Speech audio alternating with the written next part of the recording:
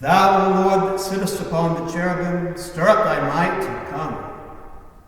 These words for the gradual of Gaudete Sunday, the third Sunday of Advent, are taken from Psalm 79, verses 2 and 3, which is Psalmadian Bibles that follow the Hebrew numbering.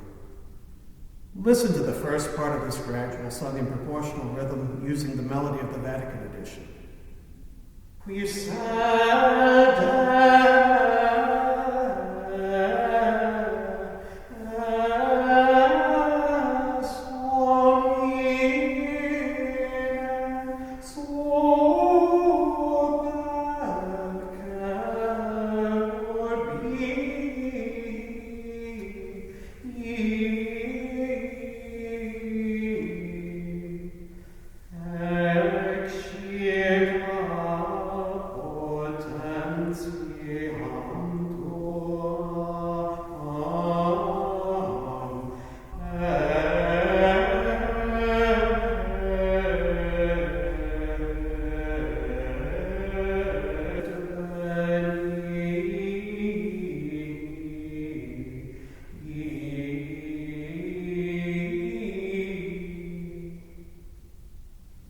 If you follow the Gregorian Rhythm Wars series at Corpus Christi Watershed, you know I've argued in favor of the position that something very much like what I just sang was the authentic traditional rhythm up until sometime in the 11th century. By the end of that century, most manuscripts no longer distinguish between long and short note values. The short values have been slowed down to become equal to the long notes, like this.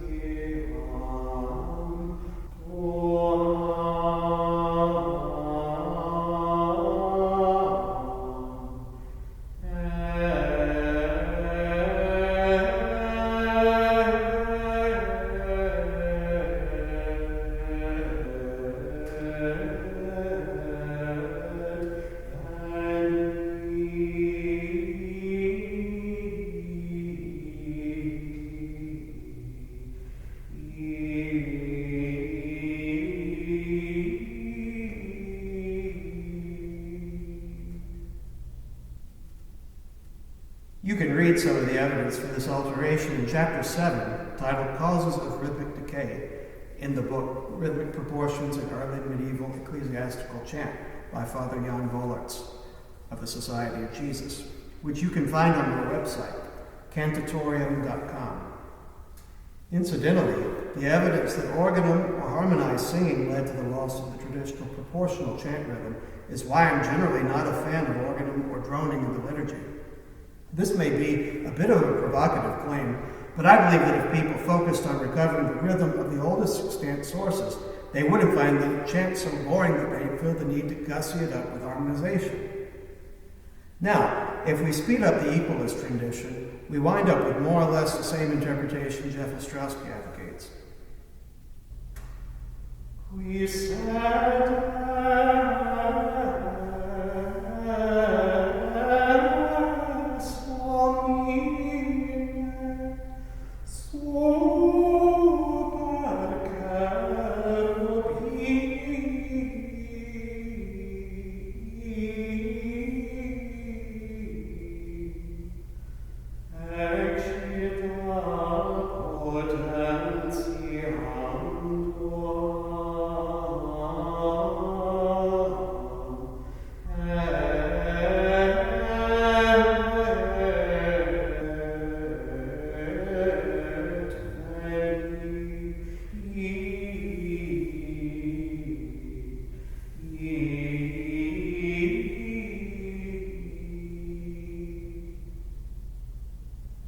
Charles Weaver has already demonstrated that an equalist reading of the Pure Vatican edition was not exactly Dampodier's interpretation.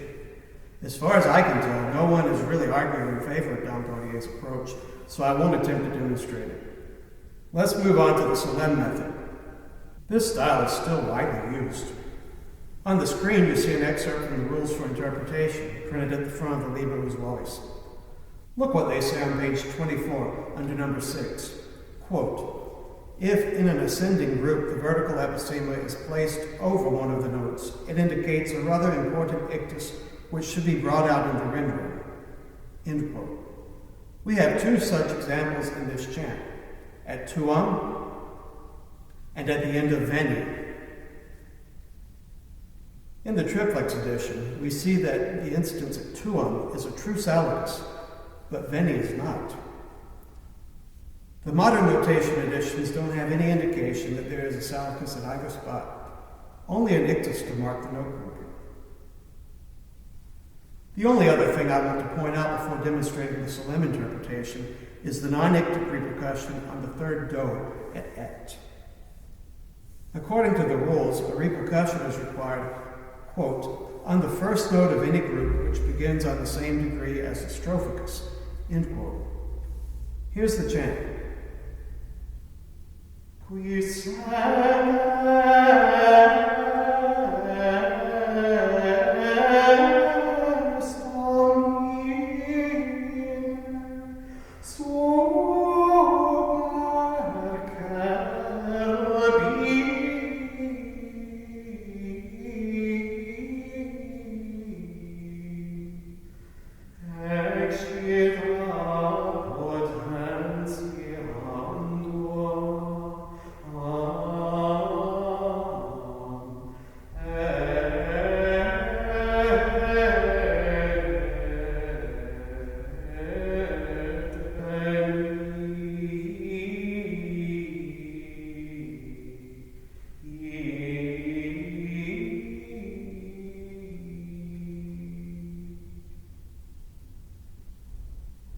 There's a good chance that sounds like the style of chant you're used to. In the Gregorian Rhythm Wars series, I was pleased to see Charles Weaver acknowledge the following. Quote, I do not claim that Mokaro's method represents the authentic rhythm of St. Gregory or represents exactly how the chant was sung in the 8th century.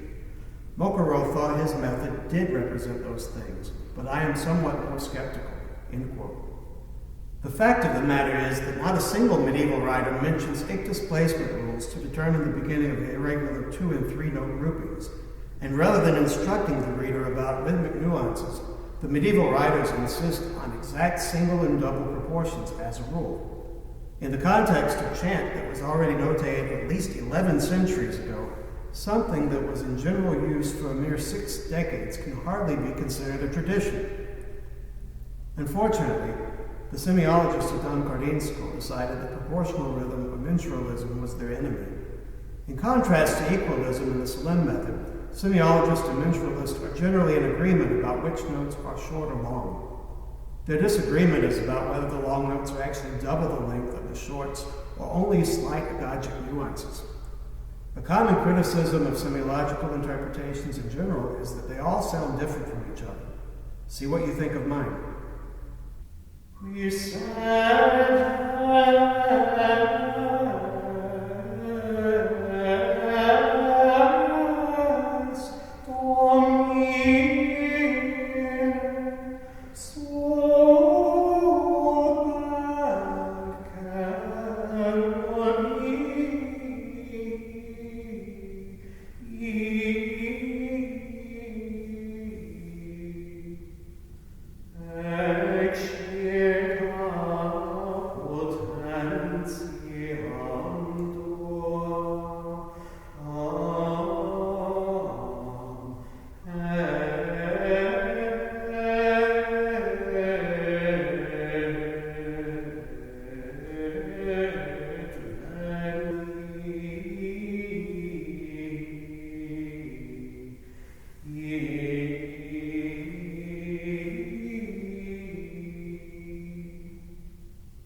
Under the umbrella of semiology, someone else might interpret the long marks of the manuscripts as very slight agogic nuances, like so.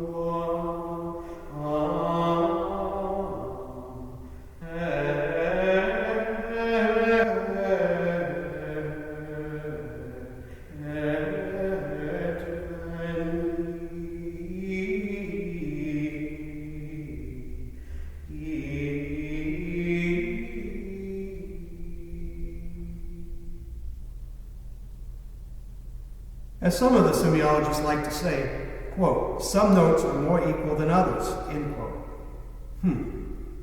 As charming as that nod to Orwell is, it simply doesn't correspond to the historical facts. At least with the Solesmes method, it's clear enough that they consider the long notes as nuances of the short notes and not the other way around. Often with a semiologist, one can never be entirely sure whether the long or the short is the fixed value or the nuance.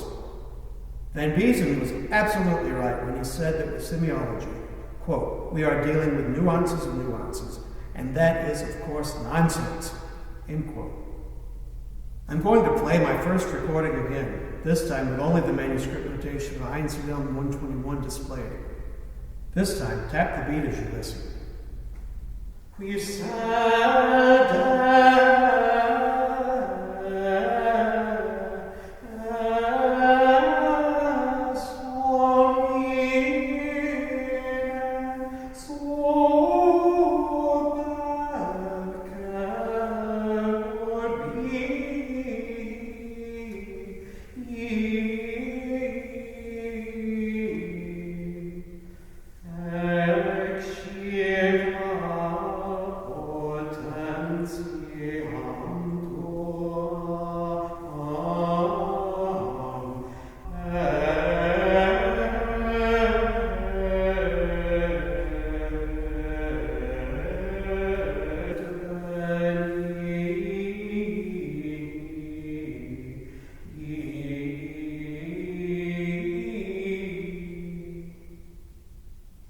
Here's the Graduale Novum and another recording following the rhythm of Laon.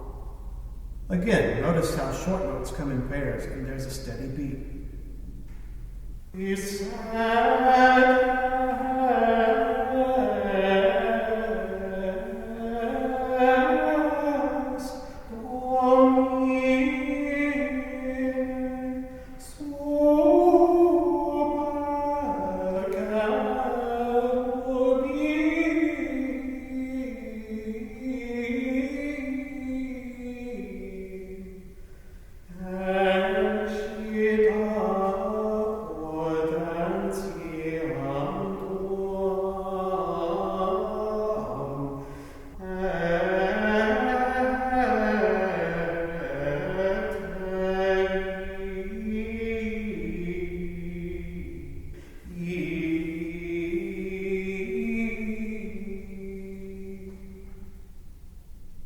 With the 7 recordings and the notation on the screen, I hope I've given you a better understanding of the various schools of interpretation. So many people are familiar with the Solesmes method, semiology, and maybe pure equalism as well, but so few know anything at all about mensuralism, even though it's much more similar to every other kind of music we sing, play, or listen to. If you want to learn more, check out my website, cantatorium.com. There you can find an excerpt from Dom Gregory Murray's Gregorian chant according to the manuscripts, which is a good starting point for learning to read the manuscripts. Thanks for watching.